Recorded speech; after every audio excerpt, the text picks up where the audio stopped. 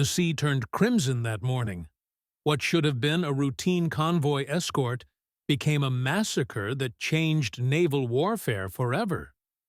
Japanese sailors watched in horror as their mighty ships crumbled like toys. The sound still echoes across decades. 8 machine gun barrels spitting death from aircraft noses. Water boiling with explosions and burning fuel. But this devastation didn't happen by accident. It began months earlier in a dusty Australian workshop where one man refused to accept failure. The horror unfolded in mere minutes. Ships that had sailed proudly through Pacific waters now listed helplessly. Flames reached toward clouded skies. Oil slicks spread like black blood across the waves. Survivors clung to debris with desperate fingers. Their eyes reflected disbelief at what they'd witnessed. This wasn't supposed to happen.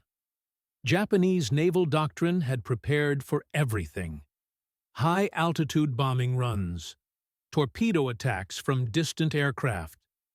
Nothing had prepared them for flying gunships that appeared at wave height. 8 barrels blazing simultaneously, tracers cutting through steel and flesh with equal efficiency. The Imperial Navy had trusted their umbrella of steel.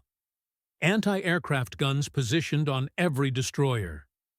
Crews drilled endlessly to create walls of defensive fire. Officers believed absolutely in their protective doctrine.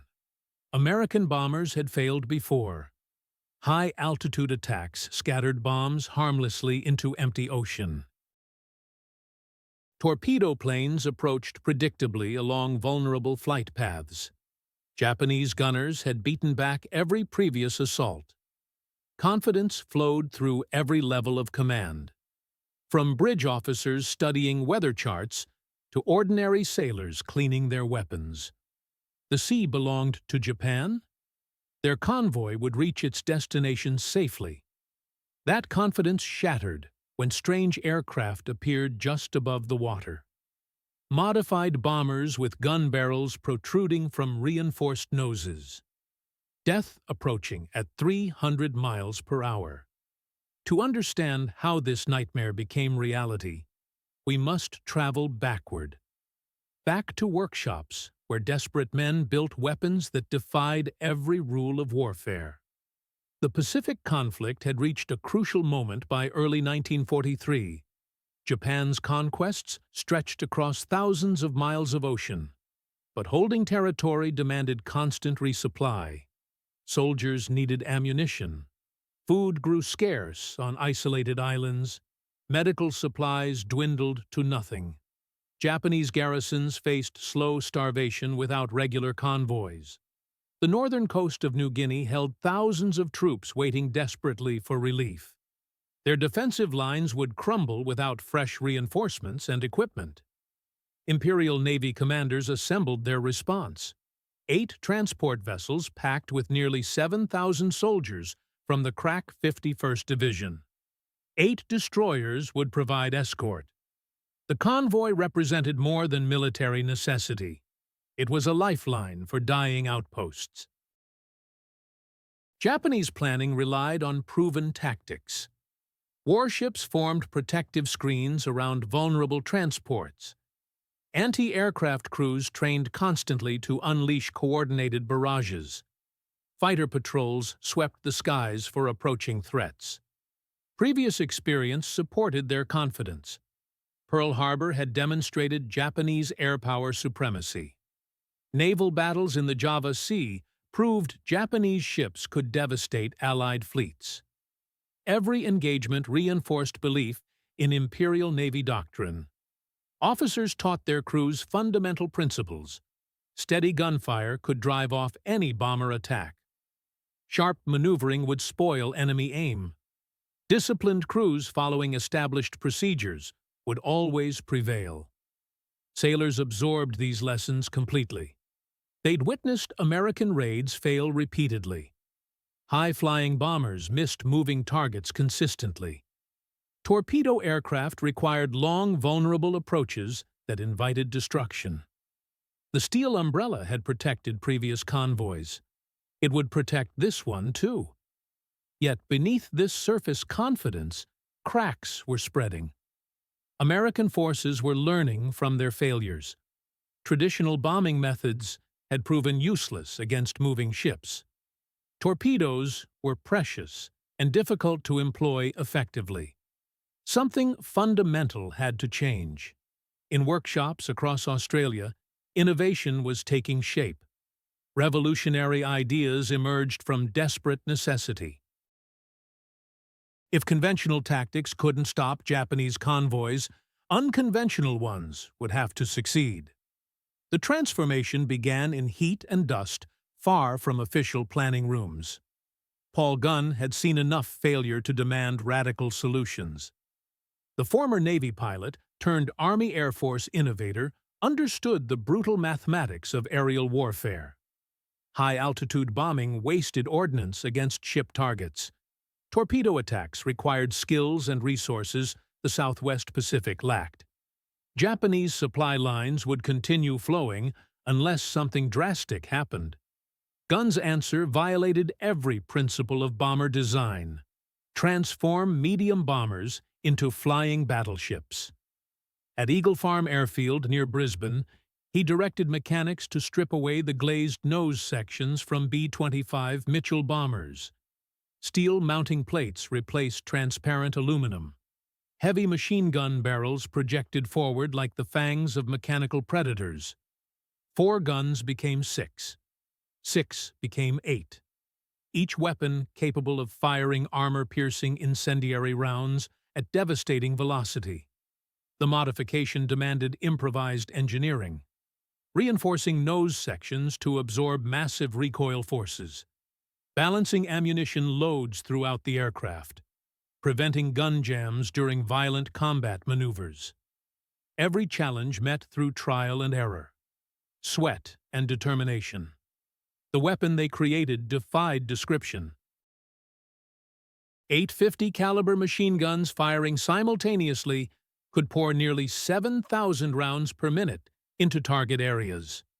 Enough firepower to saw through steel superstructures. Silence anti-aircraft positions instantly. Turn convoy decks into slaughterhouses before bombs even fell. Crews who later faced these modified aircraft described them as demons breathing fire. Raw firepower alone couldn't guarantee success.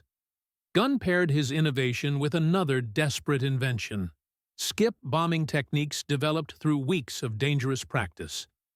Major William Benn led pilots from the 43rd Bombardment Group in relentless training sessions. They used the hulk of SS Pruth as their target, learning to hurl bombs at wave-top altitude so they ricocheted across water surfaces. Bombs skipped like deadly stones, slamming into ship hulls at the waterline, where damage would prove catastrophic. The technique demanded nerves of steel and precision flying. Pilots flew straight toward bristling gun positions. Tracers clawed at cockpit windows, while crews maintained steady courses. Miss the approach angle and bombs would skip harmlessly over targets. Maintain perfect control under fire, and accuracy was nearly guaranteed. General George Kenney recognized the combination's potential immediately. The 5th Air Force commander saw how strafing guns would sweep decks clean of defenders. Skip bombs would then tear fatal holes in enemy hulls. Together, these modifications turned the B-25 into what Kenney called a commerce destroyer, a machine capable of annihilating entire convoys in minutes rather than hours.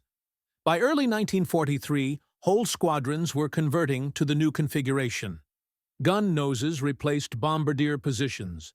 Crews trained constantly for the missions ahead. What emerged from those Australian workshops represented more than aircraft modification. It was revolutionary warfare. Traditional bombers had become predators, weapons that ignored established doctrine and promised to reshape Pacific naval balance completely.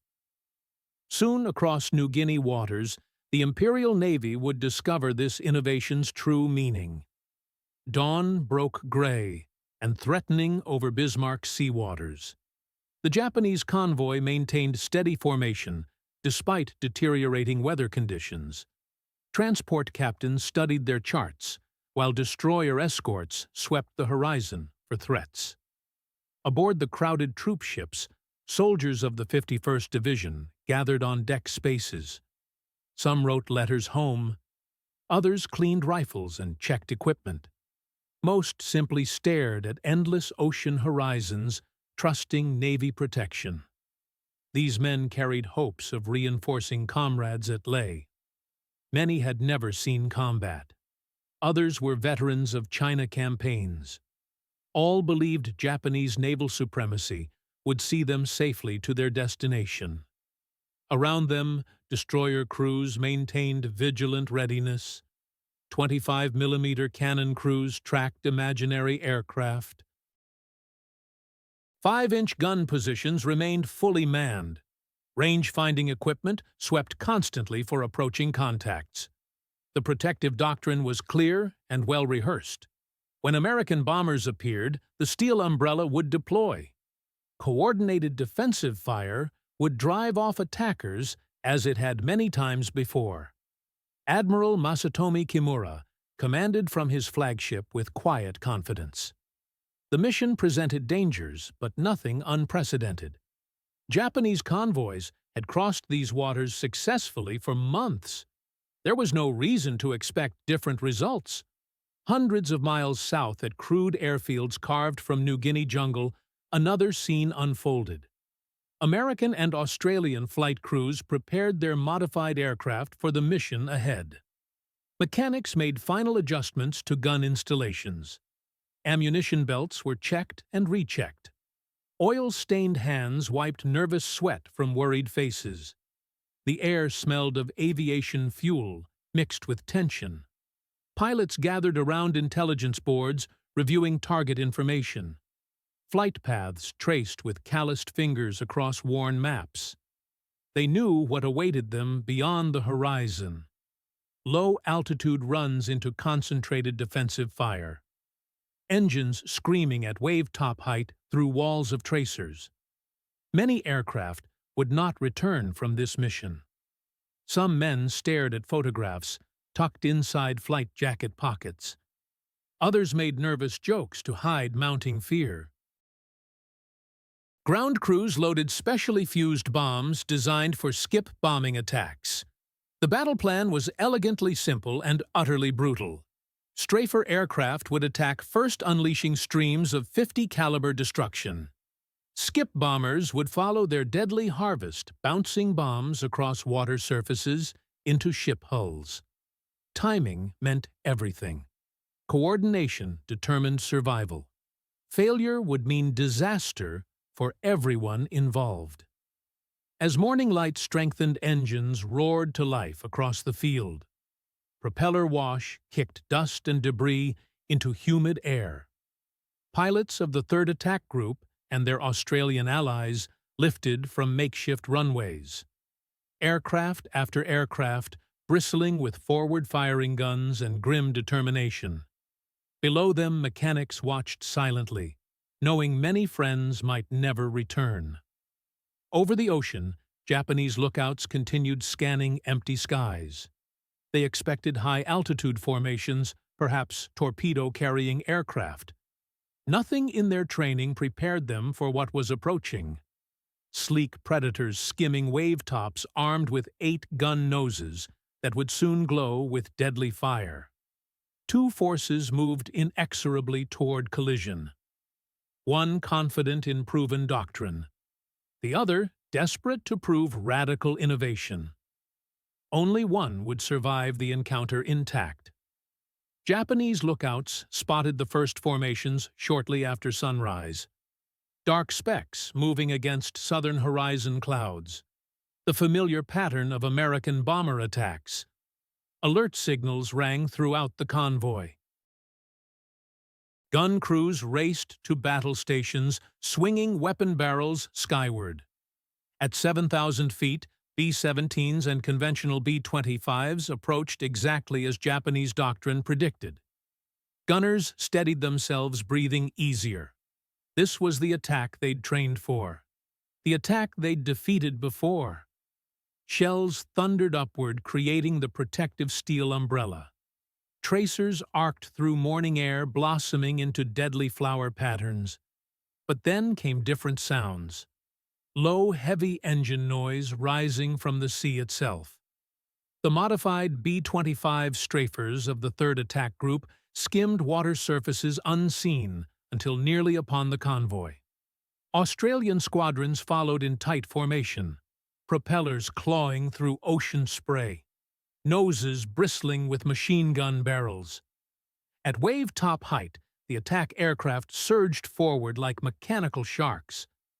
Japanese sailors froze in absolute disbelief.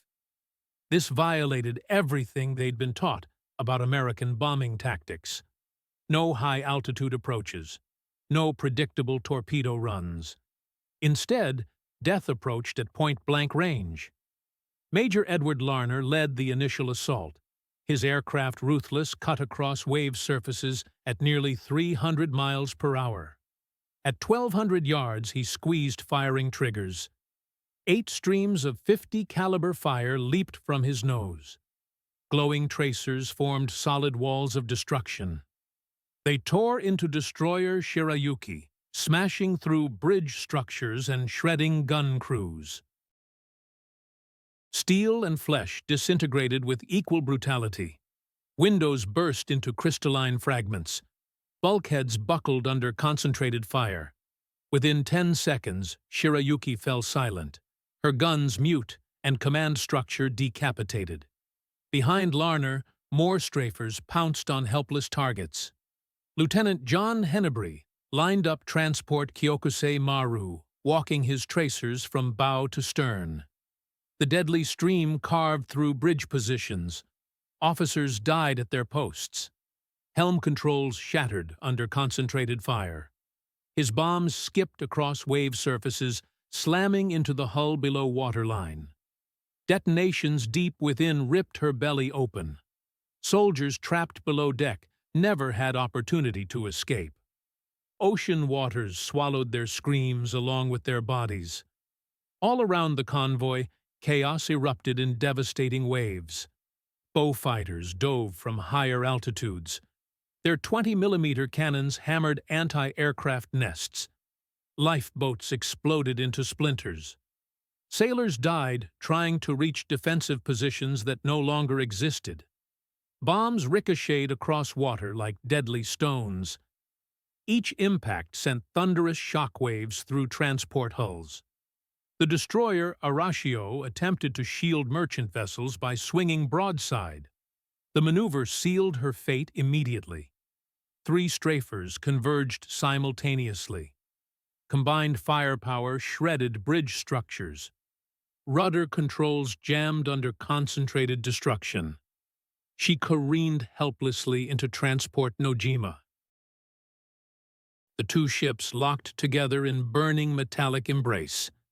Flames leaped between hulls as ammunition stores cooked off. Deafening explosions shook both vessels as they died together. From his flagship, Admiral Kimura watched the sea dissolve into fire and carnage. Radio signals screamed desperately through static-filled air. Orders for evasive maneuvers, calls for counterattack, anything to restore some semblance of defensive order. But the sky itself had turned against Imperial Navy doctrine. American tactics defied belief and shattered confidence. No distant torpedo runs allowing defensive reactions. No high-altitude bombing permitting evasive maneuvering. Instead, aircraft appeared at point-blank range, guns blazing with devastating effect. Bombs bounced across surfaces like steel juggernauts. Transport Oigawa Maru attempted desperate turning maneuver. Her broadside became an open wound. Streams of .50 caliber fire chewed through deck plating. A skip bomb punched into her hull, striking cargo holds packed with fuel and munitions. The explosion literally tore her in half. 1,000 soldiers vanished instantly, consumed by fire and sea. 15 minutes duration. That was the span required to destroy Japanese confidence forever. In 15 minutes, the proud convoy ceased to exist as fighting formation. Ships that had carried men and dreams now lay broken and burning, sliding beneath Pacific waters that would become their graves. Survivors clawed desperately at floating wreckage, reaching for lifeboats, for anything that might support them above the surface. Above them, American aircraft circled once more, strafing survivors to ensure no reinforcements would ever reach Leh. For Japanese sailors and soldiers, it represented more than military defeat. It was complete annihilation. For Allied forces, it proved that ingenuity and daring could rewrite warfare rules. The Bismarck Sea had become a vast graveyard. Echoes of that morning would haunt Pacific operations forever. By mid-morning, Bismarck sea waters no longer reflected blue sky. Instead, they showed black surfaces stained with oil and ash. Drifting corpses bobbed among floating debris. The convoy that sailed so confidently had been reduced to twisted metal and burning wreckage. 8 transports had departed. None would complete their mission. 4 destroyers rested on ocean floor. Survivors limped toward safety, their decks littered with casualties. The scale of loss defied comprehension. Nearly 7,000 men had boarded those transports expecting to reinforce Leh garrison. Fewer than 1,200 would ever see land again. Horror continued beyond the sinking phase. Survivors struggling in contaminated water found themselves targets once more. Allied pilots, following strict operational orders, strafed lifeboats and swimmers. Japanese sailors clinging to debris watched terror as tracer streams stitched across wave surfaces. Rafts disintegrated under concentrated fire. Men scattered into crimson foam. It was merciless and utterly effective. By the time last American aircraft departed, the sea itself had become mass grave. On surviving Japanese destroyers, officers walked among wreckage-strewn decks, searching for any signs of organizational order. Bodies stacked in corner spaces. Bulkheads riddled with projectile holes. Equipment smashed beyond possible repair. Admiral Kimura himself barely escaped death. The flagship he commanded was gone. The confidence he carried lay shattered. His convoy had been annihilated before his eyes. There was nothing doctrine could have done. News of disaster raced through Imperial Navy ranks. Shock followed by disbelief, then crushing despair.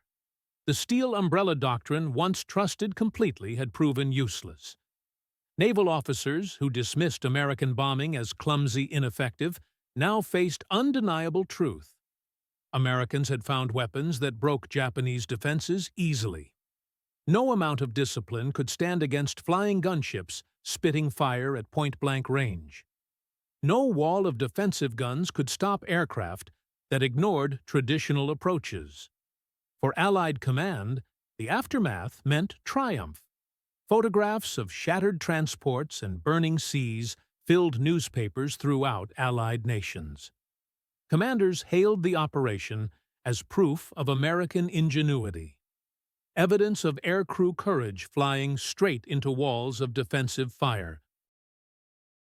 Press coverage called it the end of Japanese supply lines throughout New Guinea. For airmen families, it brought both pride and relief. Another step toward victory in a war demanding continued sacrifices. But for Japan, the consequences were devastating beyond immediate losses. Leh, cut off from reinforcements, would wither. Entire garrisons across Pacific territories, once sustained by regular convoys, now faced hunger, disease, and slow death. Bismarck Sea represented more than battle lost. It was turning point, a wound that would never heal, a signal to every Japanese commander that secure daylight resupply had ended forever. Echoes of Bismarck Sea did not fade with clearing smoke. They lingered, reshaping strategies and rewriting doctrines, reminding both sides that wars are won through adaptation, not tradition alone. For Allied forces, the battle became symbol of innovation triumph. A bomber transformed by field modifications born from desperation in workshop conditions had changed naval warfare nature. What began as Australian experiment became weapon feared throughout Pacific theater.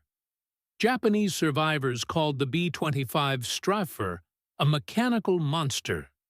Veterans spoke with dread, describing 8 blazing guns as death's eyes.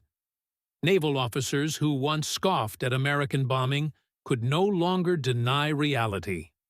Convoy destruction proved that doctrine built on tradition crumbled when facing innovation. From that day forward, Japanese commanders admitted openly that daylight convoys within Allied aircraft range meant suicide. Supply lines contracted. Garrisons starved. Empire began crumbling under hunger and isolation. For air crews who flew those missions, victory was purchased with nerve and blood. Many never returned, lost in low-altitude attack fury. Yet their legacy endured through decades. Tactics they pioneered lived on. Forward-firing gunships. Skip bombing at mast height. These concepts would ripple through military history. Later, American aircraft like AC-47 Spooky carried same philosophy. AC-130 Spectre gunships. A-10 Warthog attack aircraft, all traced lineage back to Pappy Gunn's vision. To those first 8 guns bolted into bomber nose. Bismarck's sea battle stands as more than ships and planes clash. It represents how innovation shatters certainty, how invention can overturn empires built on conventional wisdom. Japan lost more than ships and men that morning. It lost ability to believe in own invincibility. In that loss lay beginning of Pacific decline. Perhaps ultimately, it was not steel weight or engine roar that sealed fleet fate, but willingness to see warfare differently. The lesson endures today. In conflict crucibles, those who adapt fastest win. Those who dare imagine impossible are ones who shape history's course. Innovation, triumph over tradition, represents warfare's eternal truth.